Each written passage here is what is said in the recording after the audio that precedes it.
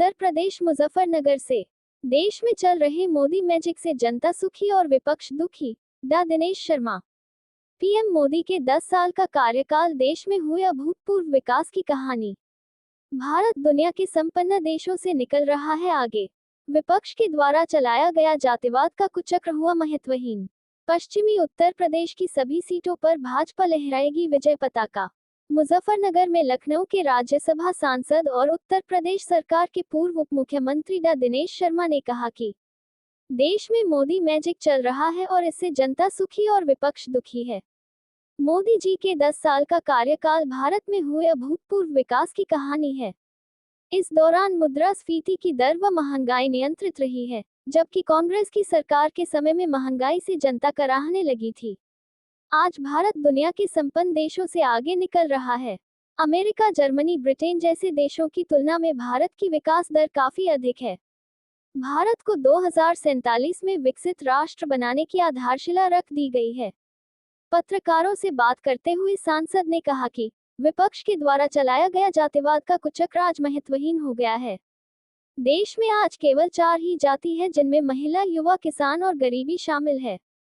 इन 4 का उन्नयन करना ही पार्टी का लक्ष्य है, जिसके लिए देश भर में मुहिम चलाई जा रही है। इस बार के लोकसभा चुनाव में पश्चिमी उत्तर प्रदेश की सभी सीटों पर भाजपा ही विजय पताका फहराएगी और विपक्ष का सूपड़ा साफ हो जाएगा। डा शर्मा ने कहा कि ज्ञानवापी के तहखाने में तो स्वर्गीय मुलायम सिंह यादव जी की समाजवादी सरकार के समय में 1993 में पूजा बंद हुई थी। उसके पहले वहां पर पूजा हुआ करती थी, तब उसको लेकर किसी प्रकार का कोई विवाद नहीं था। आज पूजा करने का आदेश भी कोर्ट का है, सरकार का नहीं है, इसलिए सरकार की आलोचना करना उचित नहीं है। उनका कहना था कि देश की न्यायिक प्रक्रिया पर सभी को भरोसा करना चाहिए। प्रधानमंत्री भी कह चुके हैं कि यह समय विवाद का नहीं, समाधान का है। न्यायालय के आदेश का पालन करना सभी की जिम्मेदारी है। जिला भाजपा कार्यालय, जनपद मुजफ्फरनगर में भारतीय जनता पार्टी पश्चिम क्षेत्र में सहारनपुर, मुजफ्फरनगर, बिजनौर, कैराना, नगीना आदि लोकसभा क्षेत्र के क्लस्टर की विस्तारकों की बैठक में मुख्य अतिथि के रूप में सत्र का शुभारंभ कर लोकसभा एवं विधानसभा विस्तारकों को संबोधित किया।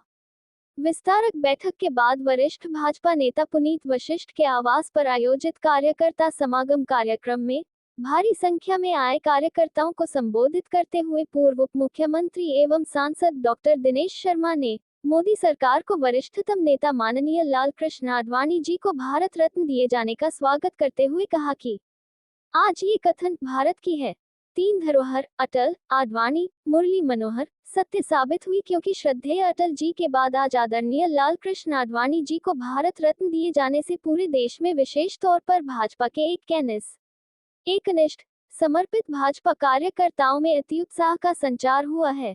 डॉक्टर दिनेश शर्मा ने कहा कि विपक्ष लोकसभा चुनाव में उत्तर प्रदेश से एक सीट जीतने में भी कामयाब नहीं होगा। भाजपा 400 पार का जो नारा है, वह वास्तविक परिप्रेक्ष्य में अवश्य साकार होगा।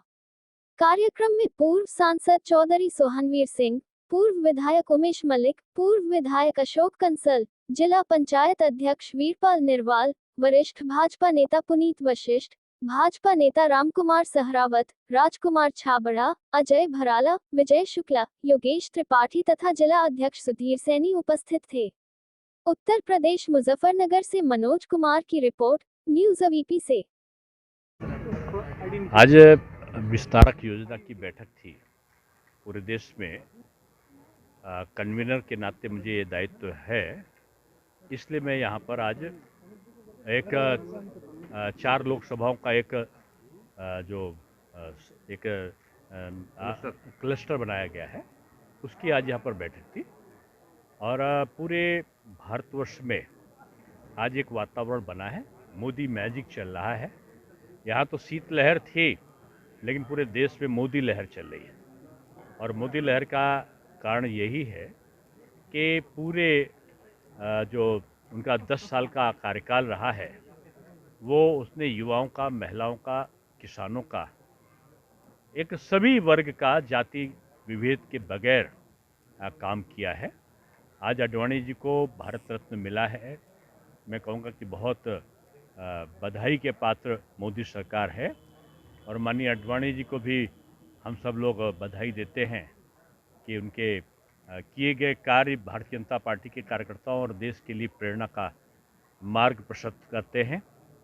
आज जो अंतरिम बजट हुआ है उसमें जो सोलर प्रूफ टाइप सोलराइजेशन का जो प्रकरण रखा गया है, प्रस्ताव रखा गया है, उसमें 300 यूनिट बिजली फ्री 1 करोड़ लोगों को, और उसके अलावा जो 17-18 हज़ार रुपये की अतिरिक्त बिजली उत्पादन के बाद उसको आमदनी भी हो, इसका प्रावधान है। आंगनवाड़ी कार्यकर्ताओं को आज आशा बहुओं को आज आयुष्मान भारत के उस प्रयोजन से आच्छादित किया गया है, जिससे बहुत बड़ा संख्या में उनको राहत मिलेगी। अब प्रधानमंत्री आवास जो मध्यम श्रेणी के लोग हैं, मीडियम वर्ग के, उनको भी अब ये प्रधानमंत्री आवास सुलभ होगा प्राथमिकता के आधार पे। ये बहुत बड़ी घोषणाएं हुई अंतरिम बजट में। अब मोदी जी जुलाई में जब पूरा बजट रखेंगे उनके नेतृत्व में वित्त मंत्री, तो निश्चित मान के चलिए कि विकसित भारत जो 2047 की कल्पना है उसको साकार करने वाले इमारत का शिलान्यास अंतरिम बजट में हुआ है। उसके चारों स्तंभ जो गरीबी, महिला, युवा और किसान हैं, उनके उन्नयन की संभावनाओं को इसमें कैद किया गया है। और आप ये मानिए कि 2024 का जुलाई का जो बजट होगा, तीसरी बार प्रधानमंत्री बनने पे मोदी जी के, वो देश को विकसित करेगा। राहुल गांधी जी की पदयात्रा पर भी आपने पकड़ लो। अब वो हजारों पद चलते हैं तो कुछ नहीं, वो 3 राज्य हार जाते हैं, और मोदी जी तो 13-14 कदम चलते हैं लक्षद्वीप में, तो बदला कि मालदीव की आर्थिक व्यवस्था ध्वस्त हो जाती है। तो दोनों का अंतर है। राहुल जी अपना काम कर रहे हैं, मोदी जी देश की सेवा कर रहे हैं। इंडिया गठबंधन को भी आपने, वो गठबंधन है, और ये बंधन हुआ ही नहीं था जो खुलेगा क्या। इसमें गांठी लग नहीं पाई थी, लेकिन गांठ पड़ गई है, और धीरे धीरे आप देखते जाएंगे जैसे जैसे चुनाव आएगा वैसे वैसे गठबंधन जो है वो और सिकुड़ता जाएगा। जी नमस्कार, मैं पुनीत वशिष्ठ आज मुजफ्फरनगर पार्टी कार्यालय में पूर्व मुख्यमंत्री और राज्यसभा सांसद हमारे नेता डॉक्टर दिनेश शर्मा जी का आगमन हुआ, जिसमें आगामी लोकसभा चुनाव के मद्देनज़र समीक्षा की गई और संकल्प लिया गया मुजफ्फरनगर सीट को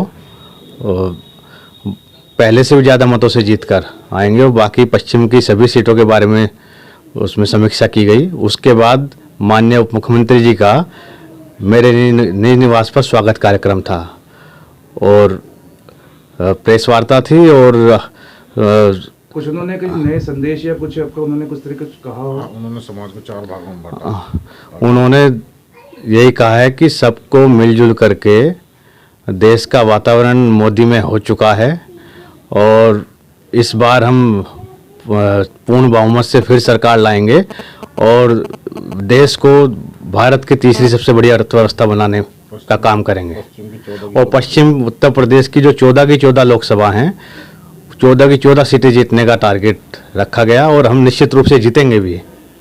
धन्यवाद।